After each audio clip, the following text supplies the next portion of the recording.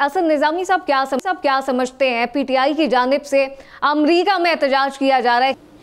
जी बिल्कुल, ये इस एक पेज पे मेरे ख्याल में ये गवर्नमेंट्स तमाम अपोजिशन उनको होना चाहिए कि IMF जो है हमारी ज़रूरत है। ये जो एहतजाज है ये इसके अंदर थोड़ी सी जो उनके मुतालबात थे वो भी इंटरेस्टिंग थे। वो ये कहते हैं जी कि जो शराइत हैं वो आप बहुत सख्त रखें इस गवर्नमेंट के लिए, IMF को ये कह रहे थे। दूसरा वो कह रहे थे कि ये जो अगली किस्त है और जो अगला प्रोग्राम है इसको आप मुंसलिक कर दें इस चीज़ से कि जी कि जो मुबैना धांधली हुई है और जो मैंडेट चोरी हुआ है उसके साथ आप इसको लिंक करें और हमें उसके अंदर रिलीफ भी चाहिए, आप ऑडिट कराएं। ये वही पुरानी बातें जी जो उन्होंने जब लेटर भी लिखा था। हालांकि पहले तो जो लेटर लिख रहे थे उसके अंदर तो कह रहे थे कि आप कर्जा ही ना दें और किस्त ही ना दें। उसके बाद उस लेटर के अंदर शायद उन्होंने रियलाइज़ किया, PTI ने थोड़ी नरमी लाते हुए लेटर को थोड़ा तब्दील करते हुए भेजा IMF को। उसके ऊपर भी अमेरिका का भी बयान आया, IMF का खुद भी बयान आया कि जी हम जो है एक इलेक्टेड गवर्नमेंट के साथ ही चलेंगे। उसके बाद ये एहतजाज जी चले ठीक है, ये PTI का वो तो उनका एक हक है। वैसे भी अमेरिका में सुना है मौसम ज़रा बेहतर होता है तो वहाँ जाके उन्होंने एहतजाज करने का फैसला किया। ये PTI का हक है या नहीं? एहतशामुल हक साथ मौजूद है। एहतशाम साहब वाक़ियतन ये समझते हैं जो अमेरिका में जो वर्ल्ड बैंक के बाहर IMF के दफातर के बाहर जो PTI की जानिब से एहतजाज हो रहा है ये उनका हक है या फिर ये मुल्क दुश्मनी हो रही है? देखिए, पिछले चंद दिनों में जो इनके फैसले हुए हैं, इतनी तेज़ी के साथ रिएक्शन हुआ है, शायद इनकी पार्टी के अंदर भी हो और बाहर भी हो, अब इससे ये भाग रहे हैं, डिसऑन कर रहे हैं।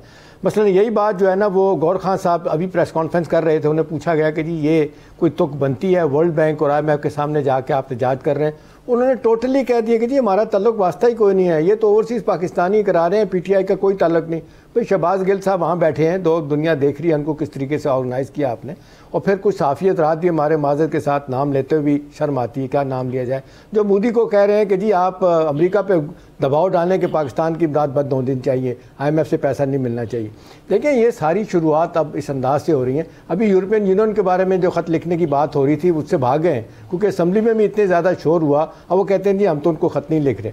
देखिए सवाल ये कि ये बहुत डेस्परेशन का आलम है। जब आप सियासी तौर पर पाकिस्तान में बेशुमार लोग हैं जिन्होंने मुश्किल वक्त देखा लेकिन कभी ये काम नहीं किया। ये काम जो उन्होंने शुरुआत डाली थी कि जिस तरीके से शोधा के मोनूमेंट्स को तबाह किया गया, जिस तरीके से आपने देखा कि छावनियों में जाके हमले किए, उसके बाद फिर आप देखने चल सो चल है। आज भी ये कहते हैं कि हम नहीं तो कोई भी नहीं। वो मुझे शंदाना गुलजार उनकी जो बड़ी पढ़ी लिखी खातून है, मुझे उनका क्लिप मैंने अगले दिन देखा, पुराना है, जिसमें वो कहती हैं कि खान नहीं तो पाकिस्तान नहीं।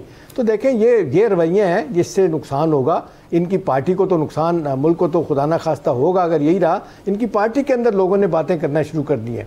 हमें आप लोग जो इनके लोग मिलते हैं वो कहते हैं कि कोई समझ नहीं आती इनकी पॉलिसी क्या है। ये क्या इस फ्रस्ट्रेशन में वो कुछ करना चाहते हैं कि जिसके नताइज मुल्क के बहुत ही खिलाफ जा सकते हैं। लेकिन दूसरी तरफ आप देख लें, अल्लाह ने बड़ा करम किया कि जिस अंदाज से अमेरिका के स्पोक्समैन ने कह दिया, कल अमेरिकन एम्बेसडर प्राइम मिनिस्टर को मिला है, उन्हें कहा जी हम तैयार हैं।